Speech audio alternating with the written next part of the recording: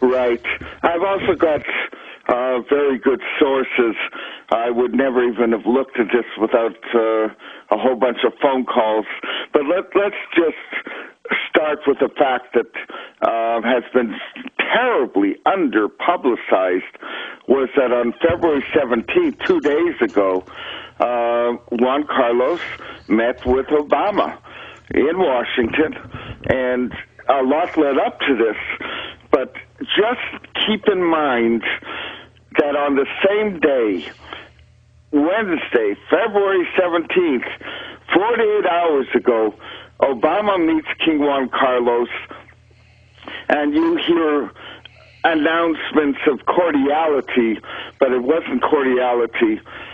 While Obama's meeting Juan Carlos in first in Syria, William Burns, nasty person, been involved with the so-called peace process for 10, 12 years at least, of the Council on Foreign Relations, sits down with Bashir Assad and announces that America is going to present Syria with an ambassador. Now, remember, this is the terror state Syria that murdered the Lebanese prime minister and blew up 229 Marines in their barracks. America does not have any high diplomatic relations with Syria. On the day that Obama meets King Juan Carlos, well, what do you know? America announces it's going to present Damascus with an ambassador. Again, completely ignored, but more to the point, while Obama is meeting King Juan Carlos in Saudi Arabia, well, who does the king? And by the way, they don't call their king the king. Lately, they've been calling him the custodian of the two holy mosques, King Abdullah Al Saud. Neither here nor there, he meets with David Petraeus. He is, he's running the Iraq war, but more to the point, he is the commander of the U.S. Central Command.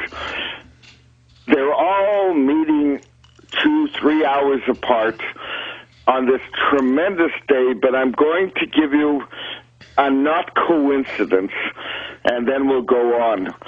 In June, 6 months ago, June 2009, Obama meets the King of Saudi Arabia. Well, the custodian of the two holy mosques, King Abdullah Al Saud. And as he meets, and by the way, bows down to him, does all kinds of diplomatic, non-diplomatic maneuvers, but more to the point, while he's meeting with him, what do you know? 2 messages were sent to the king, delivered by the Spanish vice president. You've never heard of her, it doesn't matter, Elena Salgado, to the King of Saudi Arabia while Obama is meeting with the King of Saudi Arabia. And I'm going to repeat, 2 days ago, while Obama is meeting with King Juan Carlos, David Petraeus is meeting with the King of Saudi Arabia. What this all comes down to right now, get this out of the way, is there's a nasty little triangle going on between King Juan Carlos, the Saudi Arabian king, and Obama. And it's not a coincidence, by the way. These things don't happen coincidentally. I don't know if I should repeat that, but for now I won't. 2 days ago, Obama met King Juan Carlos, David Petraeus met the King of Saudi Arabia, and William Burns met Bashir Assad, president of Syria, to announce a new ambassador. This all took place 2 days ago, and now a little background, now that you have this knowledge. This, by the way, was a tremendously disastrous day for the people of the world and for Israel in particular, but now some background. King Juan Carlos, well, he was not raised and educated in Spain. He was raised and educated in Rome. Was sent from Rome. By the way, it matters to some people.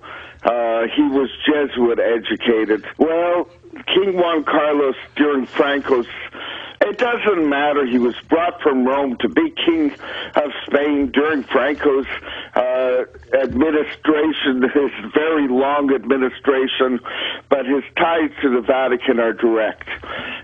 He is representing Vatican ties in Spain directly, and more to the point, his official title, custodian of the Christian Holy Centers of Jerusalem. In other words, he is the King of Jerusalem, and we may view this as antiquated and obsolete and worthless, but they don't in the Vatican.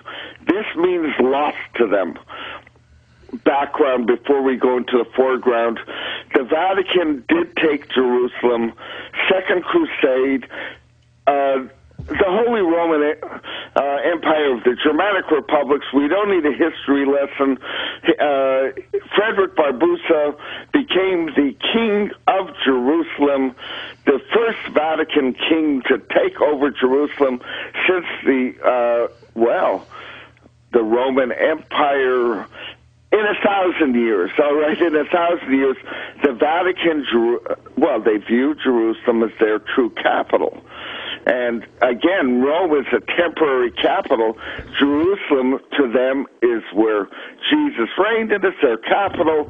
And they are using this King Juan Carlos to get it back. We've got a new crusade going on, and I am not exaggerating or being dramatic. Now, we're going to do a little background into what is going on today.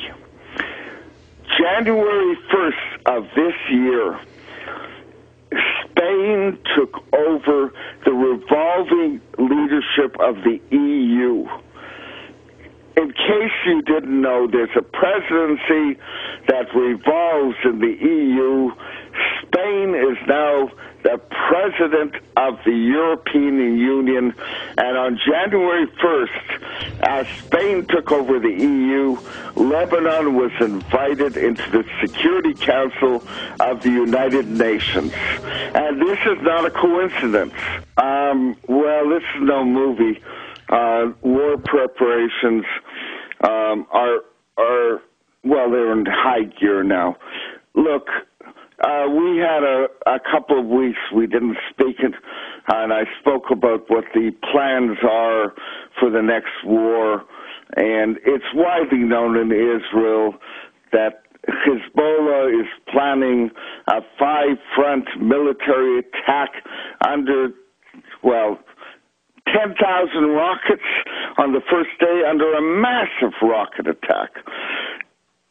Damascus right now has ordered its troop on a 4th out of 5 level mobilization.